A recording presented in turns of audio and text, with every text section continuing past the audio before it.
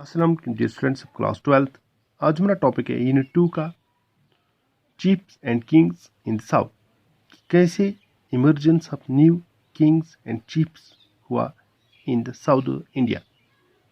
जो new kingdoms that emerged in the Deccan and the further south included the chiefdoms of Cholas. इन जो kingdoms वहाँ पे develop यहाँ पे वजूद में आए वो थे चोलास, चेरास एंड पांड्यास। ये सारे इन सबों का वजूद आया एक कंट्री में जिसको तब नाम दिया गया था तमिलिकम। तमिलिकम एंशिएंट नेम था। Tamilakam is the ancient name given to the ancient name given to ancient Tamil country। ये नाम हमने Tamil country ancient Tamil country को ये नाम दिया गया था। इसमें कौन कौन से इलाके आते थे प्रेजेंट डे के। इसमें प्रेजेंट डे आंध्र प्रदेश,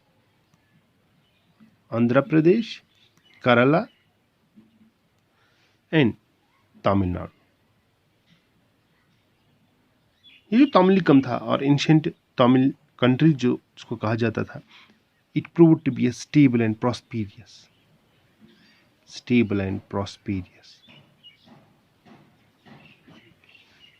इनके बारे में हमें पता कहाँ से चला? We have variety of sources. For instance we have early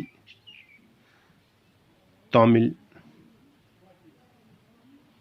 Sangam texts.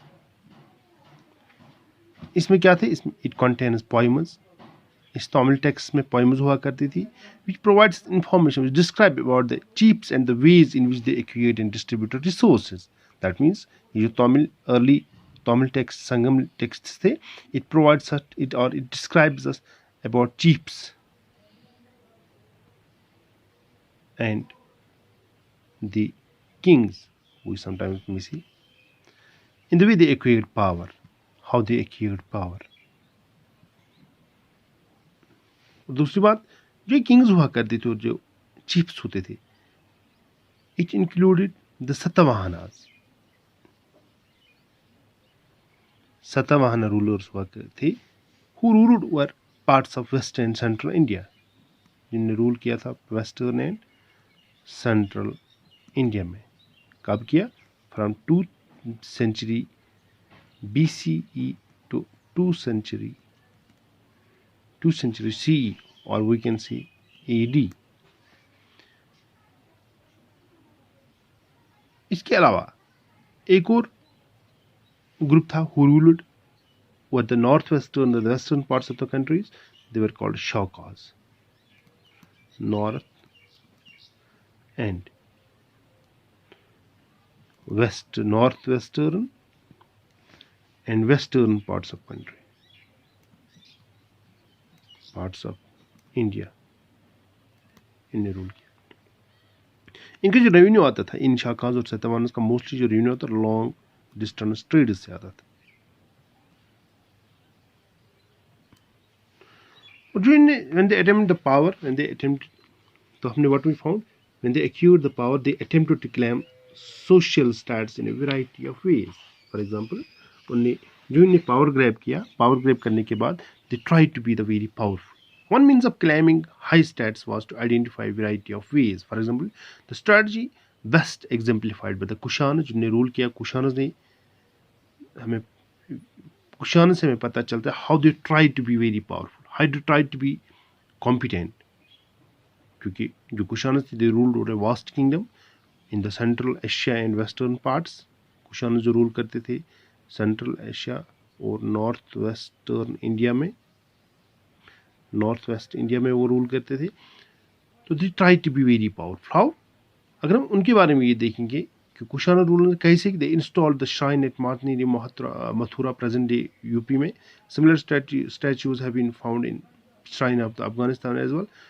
कुछ हिस्टोरियंस इन कुशानस के बारे में ये कहा कि दे कंसिडर्ड कुशाना जो थे दे कंसिडर्ड देमसेल्व्स गॉड लाइक, देवता जैसे वो ट्रीट करते। तभी some rulers adopt the title of Devaputra। some rulers of these Kushanas, they adopt the title of Deva Putra. What does Deva Putra stands for, or what does Deva Putra means? It means son of God.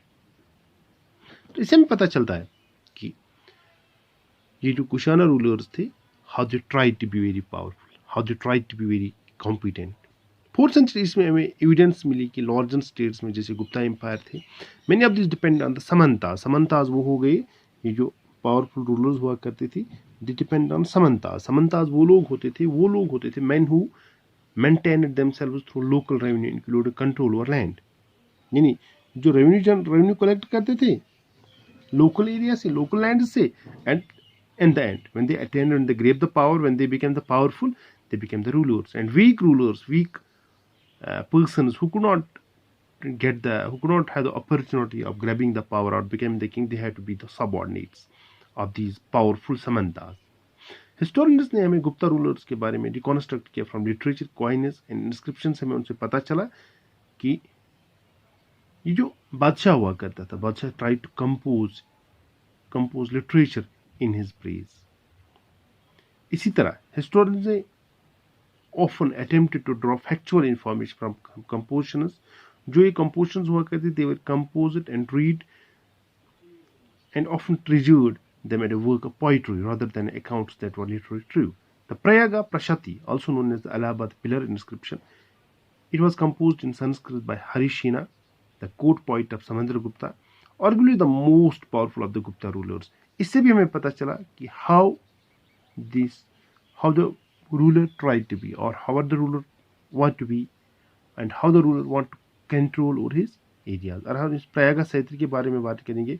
एक expert इससे excerpt collection Prayaga प्रश्ती collection हुई है, उससे हमें पता चलता है कि how rulers try to be, how rulers want to be the competent and good. Okay, it's all about this Chula, these chiefs and the kings in the south. We found that some Chulas, Chiras and Pandyas and Satavahanas, Shakas, and at the end Kushanas, who tried to rule over this India, especially the southern parts, are the new chiefs which emerged in the 2nd BCE to 2 to 3 CE or AD.